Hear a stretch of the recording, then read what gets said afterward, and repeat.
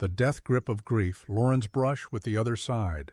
The morning of January 2016 began like any other for Lauren, a 45-year-old woman living in West Virginia. She walked into her office building, a steaming cup of coffee in one hand, her purse slung over her shoulder. It was Friday, a day that felt lighter than most. The weekend loomed ahead, full of promise. Lauren had plans, good ones. Saturday was hiking day with her husband Dan, something they loved to do together. Sunday was family dinner night, a cherished tradition where their 3 grown children would return home to sit at their old dinner table, eating and laughing like they had when they were younger. The thought made her smile as she placed her things on her desk. She felt good, healthier than she had in a while. Her doctor had recently diagnosed her with peripheral vascular disease, a condition that limited blood flow to her legs and feet, but she was taking steps to control it. More walking, a better diet, less smoking. Well, she hadn't quite kicked the cigarettes yet, but she was trying. As she settled into her chair and began checking emails, her phone rang, a number she didn't recognize. She hesitated, then let it go to voicemail, probably just a telemarketer. A minute later, it rang again, same number. A chill ran down her spine. Something about it felt wrong. She answered. Hello? The voice on the other end was calm but firm. A police officer. Ma'am, are you Dan's wife? Lauren's stomach dropped. The office around her blurred as her breath came in short, sharp bursts. Yes, she whispered. There's been an accident. We need you to come to the scene immediately. The words felt sharp, unreal, a mistake, a nightmare. She grabbed her coat, her keys, barely aware of what she was doing, and ran. Her heart pounded in her chest, a frantic drumbeat of fear. She sped down the road, her knuckles white on the steering wheel. Every second stretched into eternity. When she arrived, she saw the flashing red and blue lights first. A chaotic swarm of police officers, paramedics, onlookers. And then, through the gaps in the crowd, she saw the car, Dan's car. It was crushed, mangled beyond recognition, a heap of twisted metal and shattered glass. She barely noticed the wreckage because her eyes were drawn to something else. The circle of first responders kneeling on the pavement. Her feet moved before her mind caught up. She pushed through the bodies, shoving past officers and paramedics who didn't try to stop her. And then she saw him. Then he was lying in a pool of blood, his body twisted unnaturally, his skin a deathly shade of gray. The smell of oil and burnt rubber clung to the air. Lauren let out a sound, a final soul-wrenching wail. She collapsed beside him, grasping his lifeless body. Her fingers curled around his shirt, still warm, as if clinging to some last impossible hope that this wasn't real, that maybe if she held him tight enough, he would wake up. But he didn't. The paramedics stepped back, their faces etched with the quiet sympathy of those who had seen too much death. Dan was gone. The next few hours blurred into grief and disbelief. Lauren returned home, but it wasn't really home anymore. It was just a house, a hollow, empty space. Her 3 children were there waiting, their faces pale and stricken. The moment she stepped inside, they rushed to her, wrapping their arms around her, and together they broke. She tried to speak, but the words caught in her throat, a rising pressure that wouldn't let her breathe. It was too much, too sudden, too cruel. And then something strange happened. A heavy tightness wrapped around her chest, like an invisible fist squeezing the life out of her. Her vision blurred, her heart pounded erratically. Her body shook. I think I'm having a panic attack, she gasped. One of her daughters ran for water, but by the time she returned, Lauren was gasping, clawing at her throat. She couldn't breathe. Her mouth opened in a desperate attempt to suck in air, but nothing came. Her vision darkened, the edges of the world frayed. She mouthed to her children, I can't breathe. Panic surged through them. Someone screamed for an ambulance. The world tilted as Lauren collapsed onto the couch, her body weakening, shutting down. The last thing she remembered was the sound of sirens pulling her into the darkness. When Lauren awoke, she was in a hospital bed. Machines beeped around her. Her heart felt wrong, like it wasn't hers.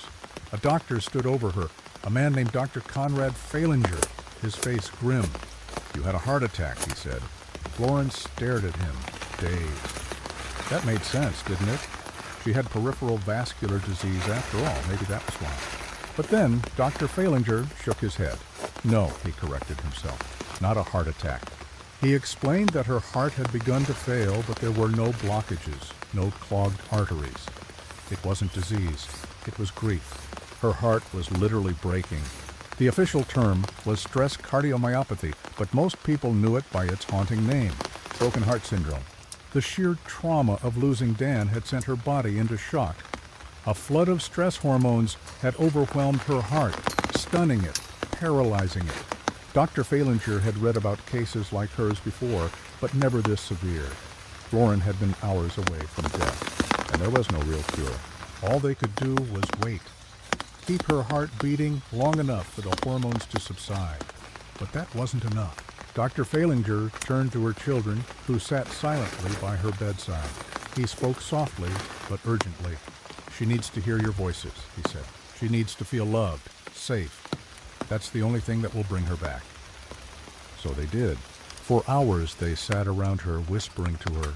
They held her hands, stroked her hair, begged her to stay. And something inside her listened. A week later, Lauren's heart healed. She would later say she remembered drifting towards something dark, something empty. She had felt herself slipping away. But then, the voices, her children calling her back. The reason she survived wasn't medicine, it was love. And that somehow was stronger than death itself. The forgotten bomb beneath the campfire. In September of 2021, Lydia McCarchuk and her husband Norbert Varga embarked on what was supposed to be a long overdue celebration. A honeymoon trip to Ukraine, Lydia's homeland. The couple had been married for 2 years, yet due to various complications, they had postponed this visit multiple times. Now, at last, they would reunite with Lydia's family, who had missed their wedding. It was meant to be a joyous occasion, a time for connection and togetherness. But hidden beneath the soil of an ancient battlefield, something waited, something silent, something lethal. The journey to the mountains. Lydia had been particularly excited for this trip because it would give her husband a chance to finally bond with her younger brother, Miroslav. She was close to Miroslav. His approval of Norbert mattered to her, and so, to ensure they had a proper chance to connect, Miroslav arranged a special outing, a camping trip in the Carpathian Mountains, where the crisp air and starlit sky would offer an intimate setting to talk and get to know each other. Their destination was a well-known campsite, a clearing nestled high up in the mountains, with breathtaking views and an endless sky of twinkling stars. A place of beauty, a place of peace, or so they thought. On September 15th, the last night of their stay in Ukraine, Lydia, Norbert, Miroslav, and 9 other family members packed up their tents and supplies, then set off. They drove to the base of the Carpathian Range and began their ascent. The hike took 2 hours, their breath fogging in the evening chill as they climbed. At last, they reached their destination, a picturesque site with a stunning overlook of the dense forest below. The night was perfect. They pitched their tents, gathered firewood, and soon a fire crackled warmly, its golden light flickering against the darkness of the wild. They laughed, they swapped stories. Tea was passed around as old friends and family members basked in the warmth of reunion. The sky stretched above them, infinite and silent as the fire burned. And deep beneath them, something stirred. The explosion.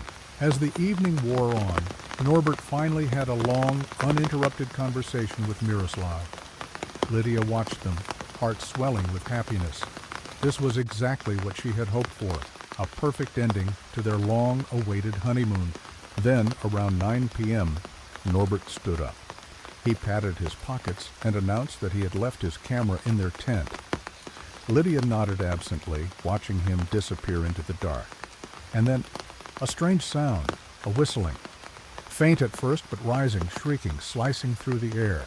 Before Lydia could react, something struck her face. Hard. A crushing impact against her nose. A blinding pain exploded through her skull. Instantly, her world went black. She couldn't see. She couldn't hear. The ground tilted. and suddenly she was down, sprawled in the dirt. The pain in her face was excruciating. Her body felt heavy, disconnected. The only thing she could process was the absolute certainty that something terrible had happened, something she might not survive. Somewhere in the blackness, voices screamed, agonized, panicked wails. The air was thick with the acrid stench of burning earth, of smoke, of blood. Then a voice, her name, a desperate, frantic cry, Norbert's voice growing closer. Suddenly, she felt hands on her. He was gripping her, calling her name over and over. She tried to speak, to ask what had happened. Her voice barely worked. When she managed to force out the words, there was a long, terrible silence. Then Norbert answered, his voice hollow with horror. "It's bad. It's really bad. The forgotten killer.